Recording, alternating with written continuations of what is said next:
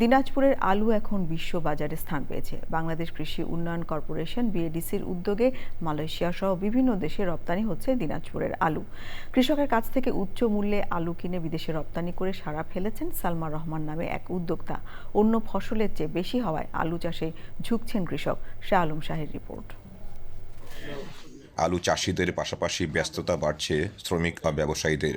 বাছাই, ওজন দেওয়া, প্যাকিং ও বহনসহ নানা কাজে ব্যস্ত তারা।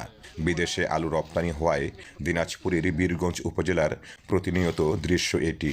সৃষ্টি হয়েছে কর্মসংস্থানের সুযোগ। প্রথমে শর্টিং করি, তারপরে মনে করেন যে আমরা ককশিট ভরি অথবা ব্যাগে ভরে আমরা শিপ করি, প্যাকেট করি, কার্টন করি, ককশেটে আলু ঢুকাই, এই আলু বিদেশে চলে যায়। আলু প্যাকেট করে আমরা কার্টন করি, ওজন করে এগুলা গাড়িতে ঢাকা পর্যন্ত যায়, তারপরে এয়ারপোর্ট হয়ে আমরা বিদেশে।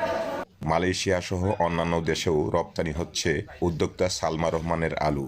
চলতি মৌসুমে তিনি রপ্তানি করেছেন প্রায় ৩৫০০ মেট্রিক টন আলু। এবছর আমি বিএডিসির ২০ প্লট নিয়ে প্রায় ৭০০ বিঘা আমি আবাদ করেছি কন্ট্রাক্ট ফার্মিংয়ের মাধ্যমে, এবং আমার পুরো মালটাই চলে আসছে। সরকার যদি এক্সপোর্টারদের দিকে একটু তাকায়, তো আমাদের ইনসেন্টিভটা যদি আর একটু বাড়ায়, তাহলে আমরা ভবিষ্যতে আরও বেশি এক্সপোর্ট করতে পারবো ইনশাল্লাহ।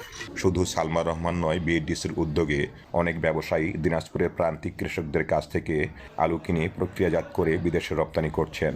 ছোট্ট মিনি ওয়্যার হাউস সরকার থেকে একটা প্রণোদনা নিয়ে মিনি ওয়্যার হাউস করে, ওই ওয়্যার হাউসের মাধ্যমে আলুটা রেখে আস্তে আস্তে সারা বছর কিন্তু আমরা এক্সপোর্ট করতে পারি। এই আলুটা যদি আমরা সংরক্ষণ করতে পারি, কিন্তু দেখেন এই যে আলু কিন্তু এখন এই যে আমরা পাঠাচ্ছি, কিন্তু আলুটা আস্তে আস্তে কিন্তু কালারটা নষ্ট হয়ে যাবে। যদি আমরা মিনি কোল্ড স্টোরের সহযোগিতা পাই গভর্নমেন্ট থেকে, তাহলে আমরা আরও ব্যাপক পরিসরে এবং পুরো বছরই আমরা এক্সপোর্ট করার চেষ্টা করি। সানশাইন বা বিডিসি এক জাতের আলু বেশি রপ্তানি হচ্ছে। এ জাতের আলু উৎপাদন ও রপ্তানিতে সহযোগিতা এবং পরামর্শ দিচ্ছে বিডিসি। বর্তমান যে আলুর বাজার নেই আমাদের দেশে, বাইরে আলু রপ্তানি করে তারা রপ্তানিকারকরা বেশ ভালো মুনাফা অর্জন করতেছে। সাথে আমাদের এখানকার চাষিরা উপকৃত হচ্ছে এবং এই এলাকা বেশ আলু চাষে অনেক আগ্রহী হয়ে উঠছে।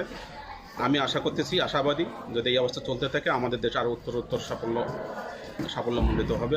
২০২১ সাল থেকে দিনাজপুরের আলু বিশ্ববাজারে স্থান পেলেও এবার প্রায় ১ লাখ মেট্রিক টন আলু রপ্তানি হচ্ছে মালয়েশিয়া সহ বিভিন্ন দেশে।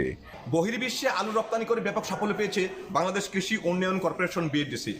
তাদের এই সাফল্য এখন অনেকের অনুপ্রেরণা।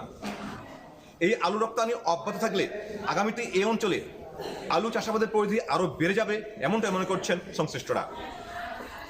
দিনাজপুরের বীরগঞ্জ উপজেলা থেকে শাহ আলম শাহী, চ্যানেল আই।